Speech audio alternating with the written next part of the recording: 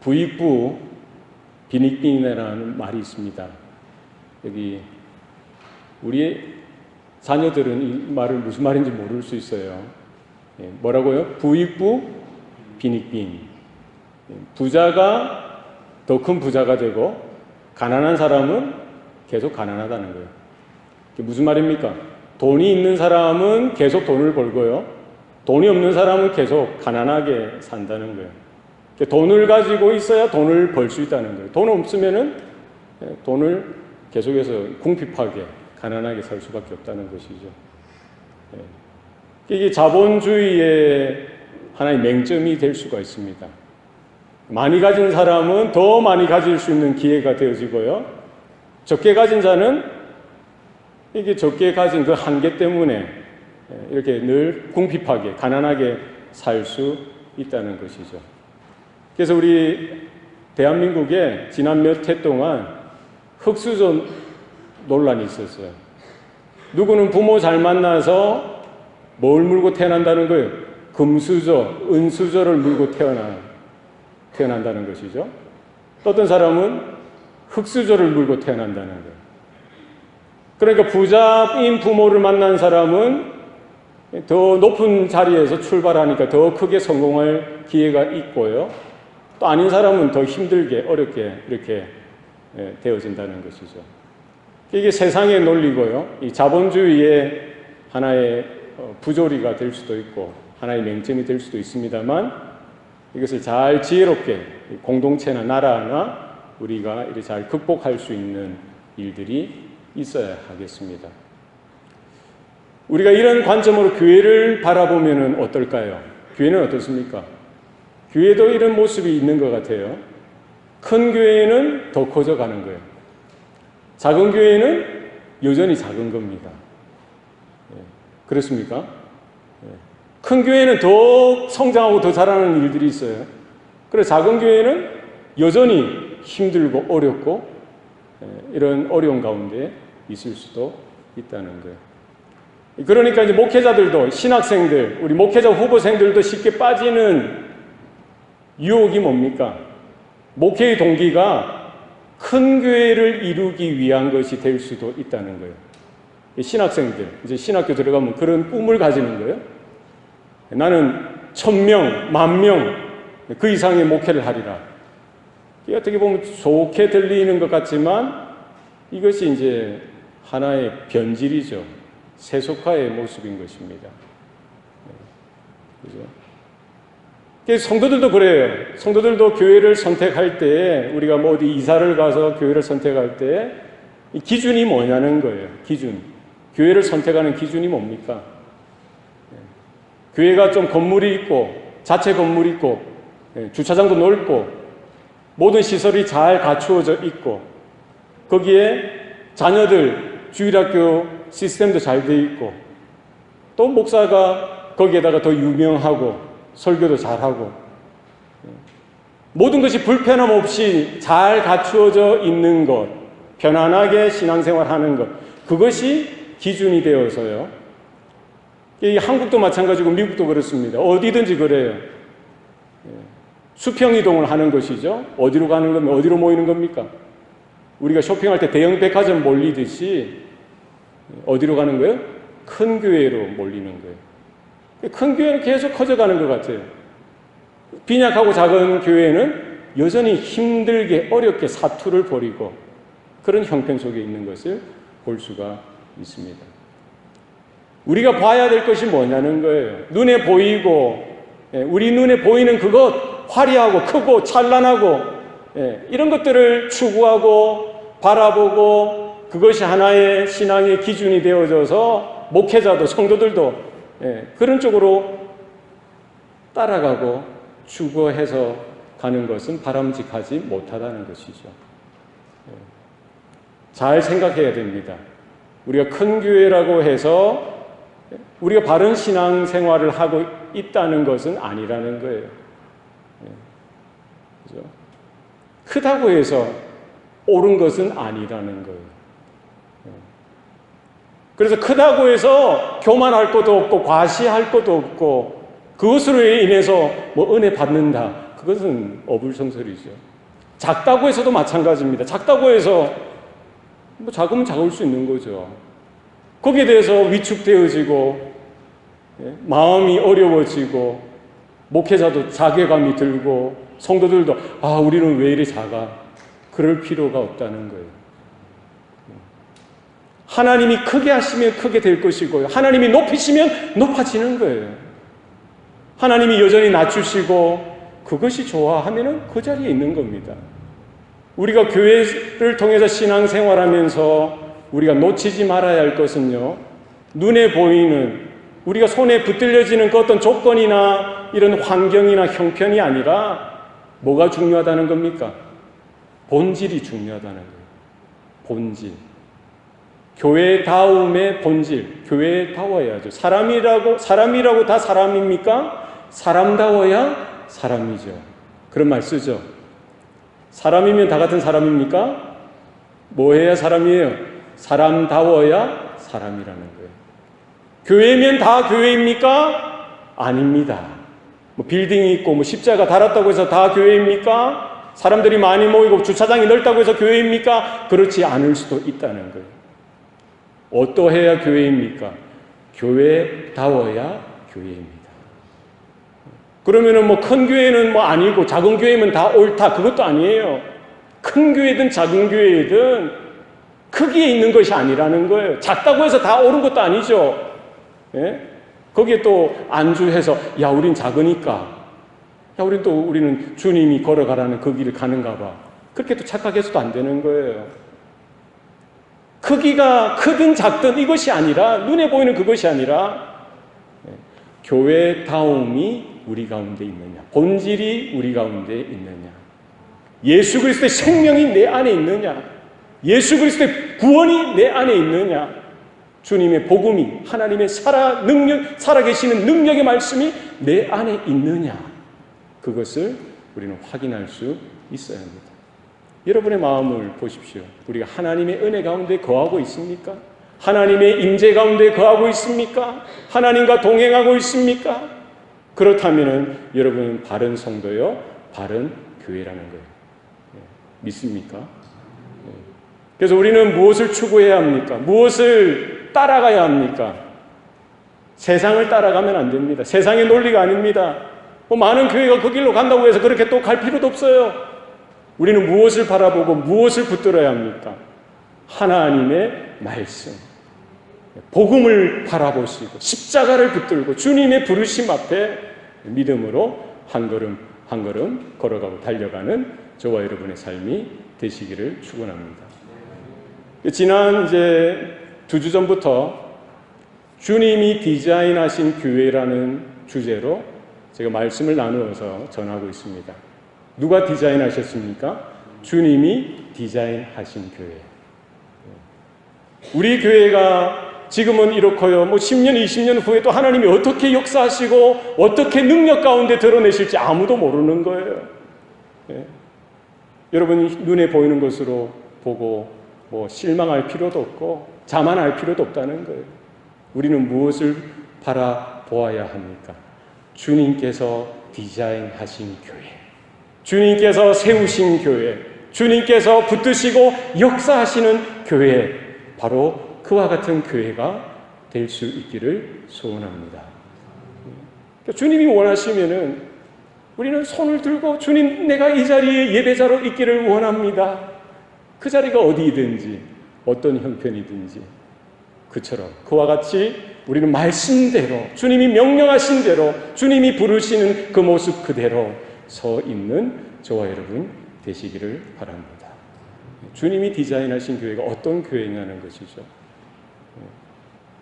오늘 본문 사도행전 2장 42절 말씀처럼 주님이 디자인하신 교회, 교회라고 다 같은 교회가 아니라 참된 교회의 표지가 있다는 거예요.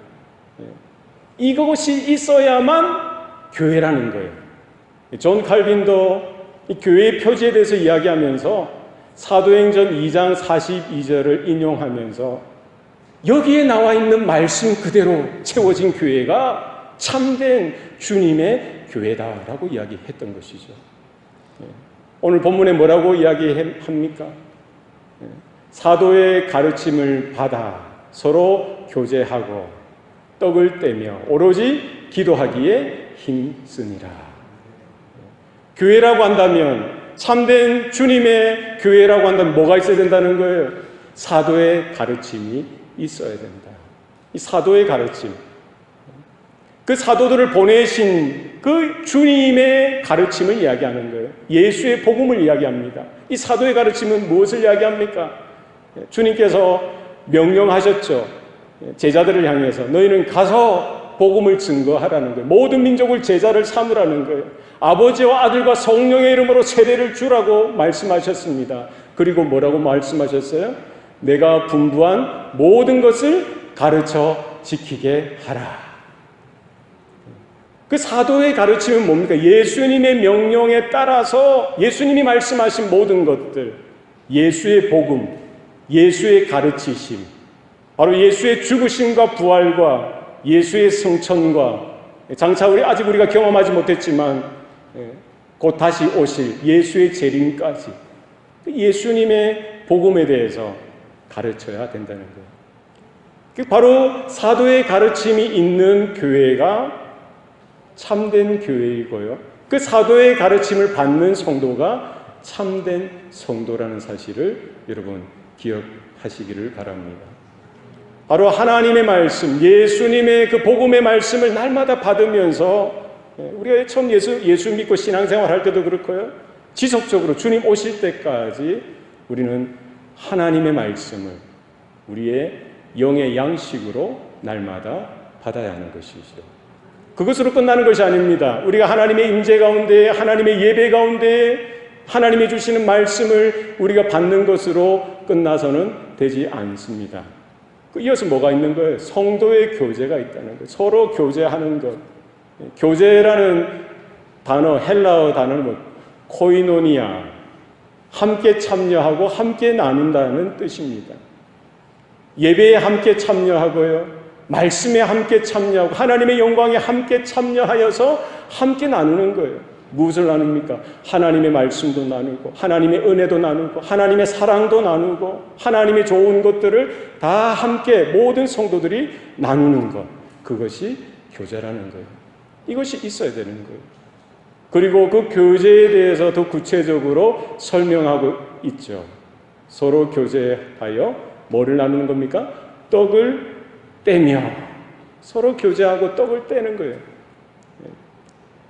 그러니까 교제하는 것, 성도의 교제가 뭐냐는 거죠. 단순히 말로서, 생각으로서, 이념으로서, 마음으로서만 나누어서는 되는 것이 아니라 실제적으로 뭐가 있어야 되는 거예요? 떡을 떼는 게 있어야 돼요.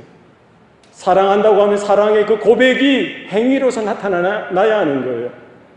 하나님의 은혜를 경험했으면 그 은혜를 나누는 것이 떡을 떼는 이 모습을 통해서 우리 성도 간에 하나님의 사랑도 나누고요, 하나님의 은혜도 나누고 하나님의 복을 나누는 실제적인 삶의 모습이 우리 가운데 이 떡을 떼는 모습을 통해서 나타나야 한다는 것입니다. 그래서 우리 한국교회, 우리 대한민국에 있는 한국교회도 그렇고요, 미국 땅에 있는 우리 교포교회, 우리 교회도 포함해서 미국에 있는 우리 교포교회도 그렇고 중국이나 아프리카도 우리 교회가 있어요. 그리고 유럽에도 있고 어디든지 가면 한국 사람들 모이면 뭐부터 세웁니까? 교회부터 세워요. 제가 전부 모든 교회를 가보지는 못했습니다만 제가 가봤던 교회들, 우리 한인교회들 보면은요 똑같아요. 제가 브라셀에도 예배를 한인교회 참여해봤는데 거기서도 주일 예배 드리고는 뭐는 먹더라? 밥은 먹더라. 우리도 그렇죠. 예배 드리면은 우리 한인교회는, 한국교회는 뭐예요? 밥을 먹어요. 이 뭘 한다는 거예요? 떡을 떼는 모습이 있더라는 거예요. 그러니까 하나님의 사랑을 경험하고 하나님의 은혜를 경험하고 그것으로 만족하고 그냥 뿔뿔이 흩어지는 것이 아니라 그 전에 뭘 하는 거예요? 하나님의 은혜와 사랑을 받았으니까 이것을 실제적인 삶을 통해서 떡을 떼는 그 모습을 통해서 나타내 보여주는 것이죠. 떡을 떼는 것. 식사를 함께 하는 것. 누구랑 여러분 식사합니까? 여러분 주위에 새로 만난 사람들 중에도 누구한테 밥 한번 먹자, 밥 한 끼 합시다, 누구한테 이야기하죠? 좀 친해지고 싶은 그 대상에게, 좀 사귀고 싶은 그 대상에게 밥 한 끼 먹읍시다, 밥 한 끼 합시다 하고, 밥을 먹으면 뭐 하는 거예요? 친해지는 거예요. 한 끼 먹고 두 끼 먹고 세 끼 먹고, 밥을 먹으면 먹을수록 뭐예요? 친밀도가 생겨나는 것이, 밥을 먹으면서 서로 알아가고 서로의 형편을 듣고요, 교제가 이루어지고 펠로십이 나타나게 되더라는 것입니다.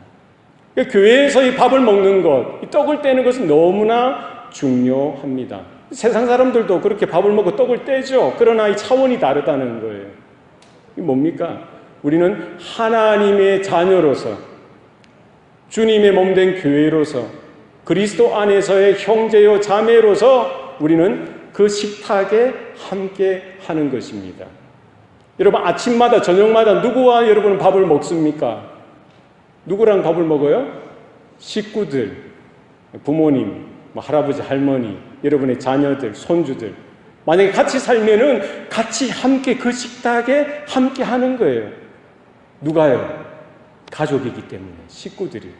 그 집안에 있는 식구들은 다 함께 아침이든 저녁이든 기회가 되면, 시간이 되면은 함께 그 밥을 나누는 겁니다. 교회에서도 마찬가지라는 거예요. 여러분 밥을 먹으면서, 교회에서 식사를 하면서 그리스도의 교제가 우리 가운데 충만하게 임할 수 있기를 바랍니다. 단순히 밥 먹는 것 그 자체가 그것이 아니라 그 너머에 있는 깊은 영적인 의미를 깨달아 발견할 수 있길 바랍니다.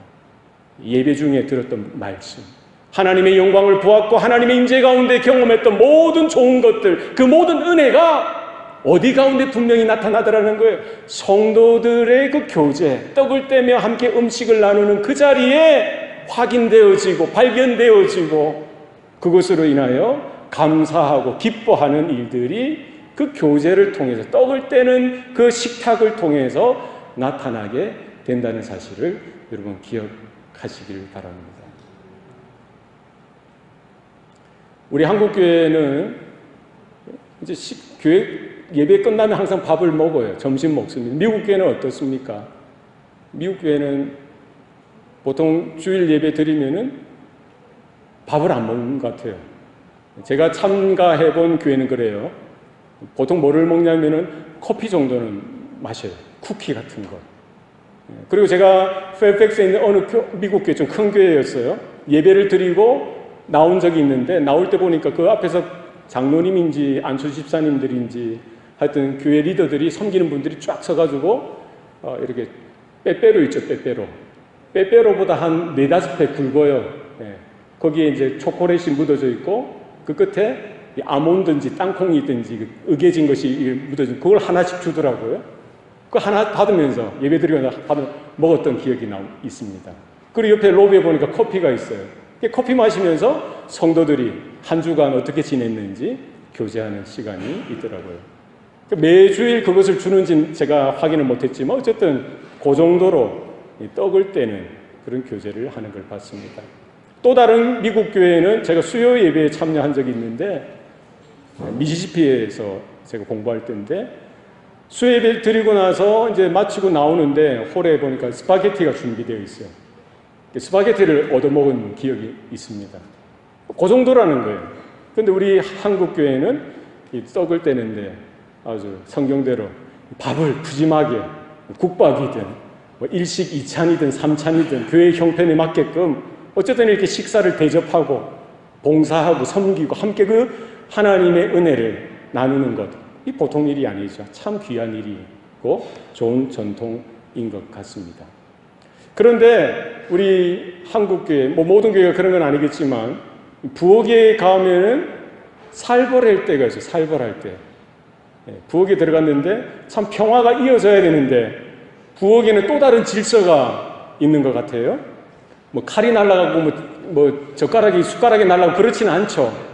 그러나 뭐가 날아가는 거, 뭐가 이렇게 레이저 총이 이렇게 쭉쭉쭉쭉 서로 분위기가 이런 교회가 있어요.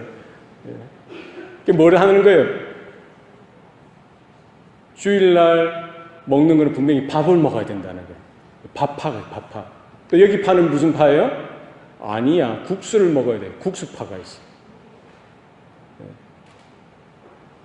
주일날 예배드리고 밥을 먹어야 된다. 밥파. 밥파. 그리고 또 무슨 파가 있다고요? 아니야. 국수를 먹어야 돼. 국수파가 있어요. 이것 때문에 신경전이 일어나고 견제하고 서로가 서로를 이렇게 좋지 못한 시선으로 바라보는 그런 일들이 간혹 있다는 거죠. 여러분 잘 생각해 보십시오. 먹는 것 자체가 중요한 게 아니라는 거예요. 여러분 밥을 먹으면 어떻습니까? 국수를 먹으면 어때요? 여러분 거기에 목숨 걸 일이 있습니까? 밥을 먹어도 되고 국수를 먹어도 되는 거예요. 피자는 어떻습니까? 피자 먹어도 돼요. 햄버거는 햄버거 먹어도 됩니다. 스파게티는 스파게티 먹어도 돼요. 무엇이든지 준비하는 사람이 용이하게 교회의 여러 형편들을 돌아보면서 메뉴는 뭐 자유롭게 정해도 되는 거예요.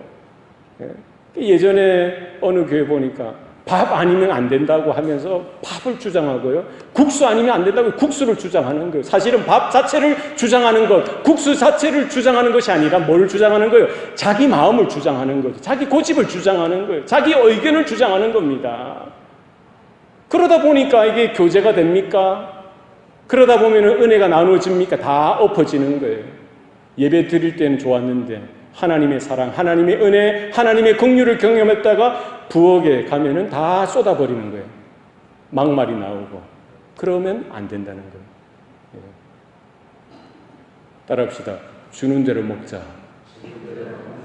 주는 대로 먹는 게 최고예요. 국수 줘도 감사합니다. 밥을 줘도 감사합니다. 피자도 좋습니다. 햄버거도 좋습니다. 저는 아무거나 줘도 좋을 것 같아요. 형편에 따라. 먹는 것 그 자체가 아니라 그 먹는 것을 준비하며 나누며 그것을 통해서 성도의 아름다운 교제, 하나님의 은혜와 사랑을 나눌 수 있는 기회로 삼을 수 있어야 할 것입니다. 그래서 이 서로 교제하는 것, 서로 교제하고 떡을 떼는 것, 이것을 이렇게 이어서 보는 경우가 있죠. 그리고 이 서로 교제하는 것에 별개로 떡을 떼는 것을 이렇게 살펴볼 수가 있습니다. 여러 신학자들이 떡을 떼는 것 자체를 가지고 해석을 하는 거예요. 무엇으로 보는 겁니까? 떡을 떼는 것을 예수님의 제정하신 성찬을 가리켜 말한다는 것이죠. 예수님께서 잡히시기 전날 밤 떡을 가지사 축사하시고 제자들에게 떼어주시면서 이렇게 말씀하셨어요. 이것을 받아 먹으라. 이것은 너희를 위한 내 몸이다.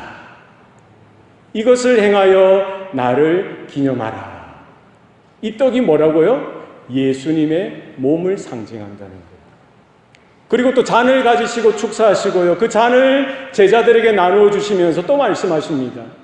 이것을 받아 마시라. 이것은 너희를 위하여 흘리는 피, 곧 언약의 피니라. 이것을 행하여 마실 때마다 너희는 누구를 기억하라고요? 나를 기념하라. 이 나는 누굽니까? 예수님을 기념하라는 거예요. 그러니까 떡을 뗀다는 것은 예수님이 세워두신 그 성찬을 이행하는 것이죠.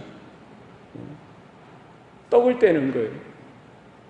예수님의 살을 상징합니다. 잔은 뭐예요? 예수님의 피를 상징하는 것이죠. 고린도전서 11장 26절 말씀에 사도 바울이 그 고린도 교회 성도들을 향하여 이 성찬이 무엇인지, 성찬이 어떠해야 하는지에 대해서 다시 말씀해 주시는 거예요.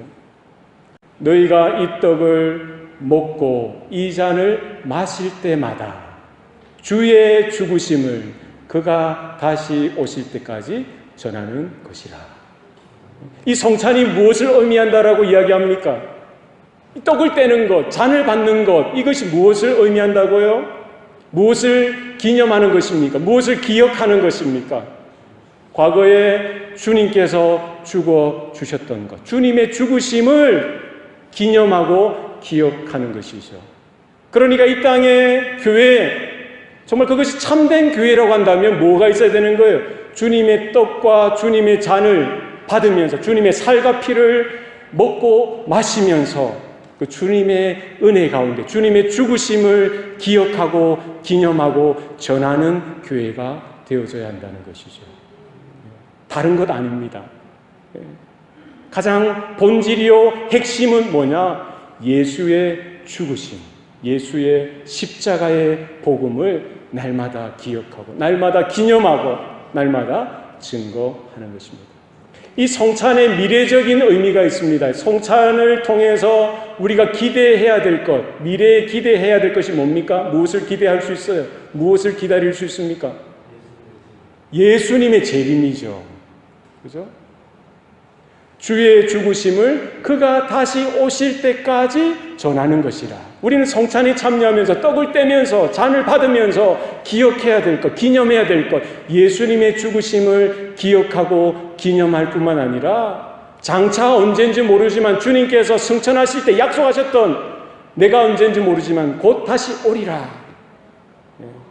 천사장의 나팔 소리에 천군 천사를 대동하셔서 언젠가 모르지만 오늘 밤이 될 수도 있고 내일 아침이 될 수도 있고요. 그 시간과 그 때는 정해지지 않았습니다만 하나님의 때가 되어질 때에 예수님께서 다시 오시는 그 재림을 우리는 기대하고 기다리고 준비하는 교회여 성도가 되어야 할 줄로 믿습니다. 우리가 성찬에 참여하는 것, 우리가 함께 떡을 떼고 잔을 나누는 것이 필요합니다. 초대교회 때는 이것을 매일 했어요. 매일. 모일 때마다 떡을 떼면서 잔을 나누면서 예수님의 죽으심을 기억하고 기념하고 예수님의 그 죽으심, 그 십자가의 복음을 마음에 새기며 전하는 일들을 소홀히 하지 않았던 것이죠. 그래서 초대교회 때는 이런 오해가 있었습니다. 이런 악소문이 있었어요. 그리스도인을 폄하하기 위해서 그들이 모일 때마다 항상 살을 먹고 피를 마신다고 하니까 그들이 어떤 집단으로 매도되어지는 거예요? 사람의 인육을 먹고 사람의 피를 마신다라고 이 잘못된 악한 소문을 내는 사람들이 있었어요. 그러니까 그리스도인, 예수 믿는 사람이라고 하면 뭐라는 거예요? 사람 고기를 먹는, 인육을 먹는 식인 집단으로 매도되었던 적이 있습니다. 그것을 빌미로 하여서 초대교회를 핍박하고 박해하고요. 로마 시대 때 그래 했던 것이죠. 어쨌든 중요한 것은 뭡니까? 교회가 모일 때마다 이렇게 떡을 떼는 것, 잔을 나누는 것이 필요합니다. 우리 오늘날 현대의 많은 교회들은 이것을 잘 하지 못합니다. 1년에 우리는 한 2번, 3번 하죠. 많이 하면 한 6번 하는 교회도 있고요. 또 어떤 교회는 정말 매주 하는 교회도 있습니다. 가능하면은 자주 해야 되는데 이것이 하나의 이벤트가 되어져서 교회 주일 예배에 이것을 하다 보면 시간이 길어지고 이벤트가 되어지고 이게 이제 비본질적인 것처럼 도외시되어지는 그런 일들이 오늘날 나타나고 있는 것이죠. 이게 우리가 깊이 다시 한번 생각해 봐야 될 내용이라는 거예요. 교회 안에 무엇이 분명히 나타나야 하는지. 우리가 성찬에 참여한다는 것은 그리스도와의 영적인 연합이 이루어진다는 거예요. 그리스도에게 참여되어지는 것을 이야기합니다. 우리가 그분의 떡을, 그분이 주신 떡과 잔, 그분의 살과 피를 먹고 마시는 것, 그것을 통해서 우리는 그리스도와 연합되어지는 것을 이야기하는 것이죠. 예수님께서 오병이어로 5,000명을 먹이세요. 광야에 모였던 그 무리들을 먹이십니다. 장정만 5,000명이니까 어린아이와 노인들과 여자들을 합하면은 한 몇 명쯤 될까요? 적어도 15,000명에서 많으면 한 2만 명 정도 됐을 거라고 추측이 되죠. 어쨌든 장정만 5,000명, 거기 모인 무리들이 예수님이 보리떡 5개와 물고기 2마리를 가지고 축사하시고 감사 기도하시고 제자들에게 떼어주시고요. 그 제자들은 또 흩어져서 그 무리들에게 그 떡을 떼어주고 또 물고기를 떼어주는데 배불리 먹고 12강주리를 남겼다는 기사가 성경에 나오죠. 그 다음 날에도 그 무리들이 예수님을 찾습니다. 예수님을 찾아요. 예수님이 찾아 나오는 그 무리들을 향해서 말씀하십니다. 너희들이 나를 찾는 것은 떡을 먹어 배불렀기 때문이다. 뭐 때문에 찾는다는 거예요? 예수님께 나가면 뭐를 주신다는, 떡을 주시니까. 음식 문제는 해결하는 거예요. 먹는 문제는 해결하는 겁니다. 우리가 살아가면서 가장 큰 문제 중에 하나가 뭐예요? 먹는 거예요, 먹는 거. 예수님만 따라가면 예수님이 이렇게 나눠주시면 배불리 먹는 거, 그거 좋아서 예수님을 따라가는 것이죠. 예수님이 그것을, 그들의 영적인 상태를 이렇게 평가하시면서 너희들이 나를 찾는 것은 떡을 먹어 너희 배부른 까닭이다 라고 하면서 그들의 형편을 분명히 지적해 주고 계시는 것이죠. 그러나 예수님은 단순히 그들에게 오병이어를 가지고 5,000명을 그냥 그 배부르게 먹였다, 그것 사건으로 그냥 끝나는 것이 아니라 그 기적을 통해서 주님께서 말씀하기를 원하시는 의미가 있다는 거예요. 예수님이 뭐라고 말씀하십니까? 너희 조상도 광야에서 떡을 먹었거니와. 이 조상들이 광야에서 40년 동안 떡을 먹었죠. 그 떡이 뭡니까? 만나를 먹었죠. 그러나 다시 배고프고 그들은 광야에서 죽었던 거예요. 그러나 내게 오는 자는 결코 줄이지 아니하리라. 예수님은 자신을 뭐라고 소개합니까? 나는 하늘로부터 내려온 산떡이니라. 예수님이 뭐라고요? 예수님이 산떡이라는 거예요. 생명의 떡이라는 거예요. 누구를 먹으라는 거예요? 단순히 이 땅에 있는 육신의 떡을 먹는 것, 그것을 추구하고 그것을 위해서 살아가는 인생이 되지 말고 하늘에서부터 내려온 산떡 되시는, 생명의 떡 되시는 예수님 자신을 먹으라는 거예요. 그러면서 예수님은 또 다른 장소에서 뭐를 이야기합니까? 나는 포도나무여 너희는 가지니 내가 너희 안에 너희가 내 안에 거하면 너희가 열매를 많이 맺는다라고 이야기하죠. 너희가 내 안에, 내가 너희 안에. 또 다시 말씀하십니다. 너희가 내 안에, 내 말이 너희 안에 거하면 너희가 열매를 많이 맺는다라고 말씀하시죠. 그러니까 주님은 포도나무여 우리는 그분에게 붙어있는 가지라는 거예요. 이것이 무엇으로 가능한 거예요? 우리가 주님 안에 거하고 주님이 우리 안에 거하는 이와 같은 신비한 영적인 결합, 영적인 연합이 나타나야 하는 거예요. 무엇으로 가능하다는 거예요? 주님이 우리 안에 들어오셔야 되고요. 우리가 주님 안에 들어가야 되는데 거기에 단서를 주시는 거예요. 뭐예요? 내 말이 너희 안에 거하면. 결국 우리가 예수님을 영접하는 건 뭡니까? 예수님의 말씀을 우리 마음에 받아들이는 거예요. 말씀이 육신이 되사 이 땅에 오셨던 거예요. 바로 그 말씀을 받는다는 것은 바로 예수 그리스도를 우리가 믿고 우리 안에 영접해 드리는 것이죠. 우리 신앙 생활하는 모든 성도들은 뭐를 먹어야 되는 거예요? 예수님의 살을 먹고 예수님의 피를 마시는 거예요. 바로 그것은 예수님을 우리의 마음에 모셔드리는 것이고요. 예수님의 말씀을 우리의 마음 깊이 모셔드리는 것을 이야기하고 있습니다. 예수님이 이제 십자가에 달려 돌아가시기 전날 밤에도 다시 한 번 더 그들에게 깨우침을, 가르치심을 주시는 거예요. 떡을 떼어 주시고요. 잔을 나누어 주시면서 이것은 너희들을 위한 나의 몸이고 너희들을 위해 흘리는 피, 곧 언약의 피다라고 말씀하시면서 뭘 하라는 거예요? 그것을 먹고 그것을 마시라는 겁니다. 우리는 예수님을 영접함으로 하나님의 자녀로 거듭나게 될 뿐만 아니라 주님의 몸된 교회로, 주님의 몸된 그 교회의 지체로 세워지게 되는 줄로 믿으시길 바랍니다. 그래서 우리가 이렇게 성찬을 통해서 떡을 떼며 잔을 나누는 이 귀한 시간들을 통해서 우리는 주님과 연합되어졌다는 사실을 확인하는 것이죠.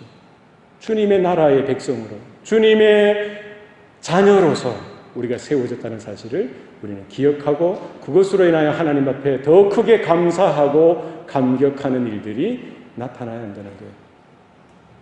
뿐만 아니라 우리가 주님의 성찬에 참여한다는 것은 우리 성도들과 함께 연합하는 것을 이야기합니다. 난 사람 예수 믿고 난 사람 예수 믿어 천국 가는 그것으로 만족할 수도 있겠지만 그게 다가 아니라는 거예요. 우리는 주님의 몸된 교회로 부름을 받았다는 사실입니다. 나도 예수의 살과 예수의 피를 먹음으로 그 예수의 생명이 나의 생명이 되어진 것처럼 저 형제, 저 자매, 저 성도들도 똑같다는 거예요. 똑같이 예수의 살을 먹고 예수의 피를 마심으로 예수의 죽으신 그 사건을 통해서 예수님을 믿고 영접함으로 하나님의 자녀로 거듭났다는 거예요. 우리가 함께 그 성찬에 참여하는 것은 바로 하나님의 자녀로서 주 안에서의 같은 형제요 자매로서 우리는 함께 하나가 되어진 것, 연합되어진 것을 확인하게 되어지는 것입니다. 더 이상 나의 자신을 주장해서도 안 되고요, 주장할 필요도 없다는 거예요. 오직 머리 대신 그리스도가 높여지고 존귀되어지는 공동체가 되어져야 할 줄로 믿습니다. 주님께서 우리에게 분명히 늘 언제나 말씀해 주시는 거예요. 내가 너희를 사랑한 것처럼 너희도 서로 사랑하라. 아멘입니까? 내가 너희를 용서한 것처럼 너희도 서로 용서하라. 여러분, 신앙생활 어렵지 않습니다. 여러분, 신앙생활 어렵지 않아요. 우리가 주의 음성을 듣고요, 주님의 말씀을 듣고 주님 그렇습니다, 아멘입니다, 저에게는 용서할 힘도 없고 근거도 없고 건덕지도 없지만 주님이 나를 향한 그 사랑을 가지고 나도 저 형제를 향하여 사랑의 손길을 펴겠습니다. 나는 저 자매를 도저히 내가 용서할 수 없지만, 그런 마음도 없고 그런 감정도 없지만 주님이 말씀하셨고 주님이 나에게 베풀어 주셨던 그 용서로 충분합니다. 주님이 말씀하신 대로 내가 먼저 용서의 손길을, 화해의 손길을 펴겠습니다 하고 뭐를 먹여줘야 되는 거예요? 떡을 먹여주셔야 되는 거예요. 예수님께서 우리에게 떡을 먹여주실 때 어떻게 먹여주셨습니까? 슈퍼마켓에 사다 먹여주신 거 아니에요. 예수님이 떡을 떼어 먹여주신 것은 뭐를 떼서 먹여주시는 것을 상징하는 겁니까? 예수님이 십자가에서 자기 살을 찢으시면서 자신의 모든 물과 피를 쏟으신 그것을 이야기하고 있는 거예요.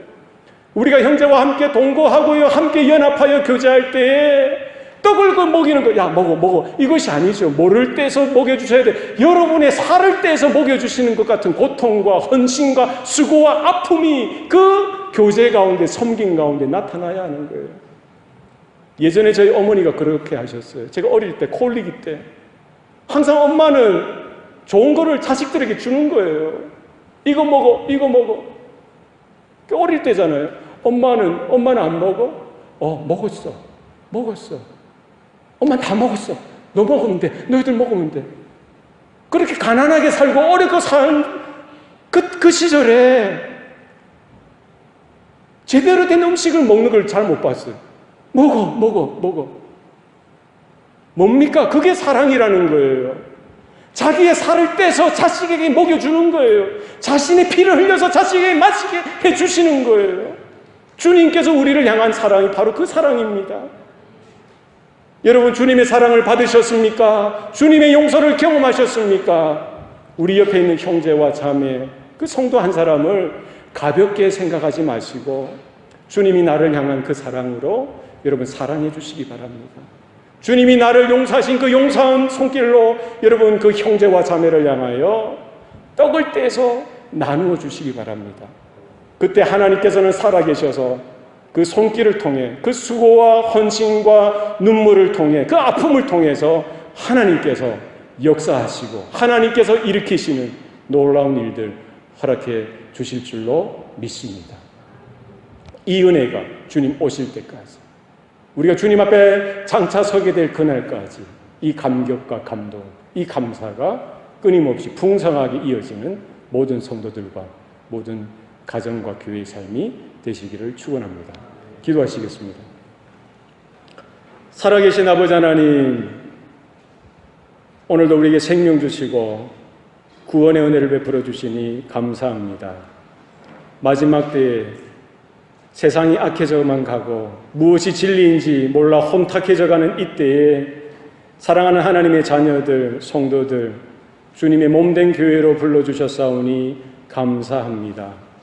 우리가 다 알 수는 없지만 하나님의 말씀을 들을 때마다 우리 안에 믿음이 새겨져 있게 하시고 믿음의 역사와 믿음의 능력이 나타나는 우리 모든 성도들의 삶이 되게 하시고 우리 교회가 되게 하여 주시옵소서.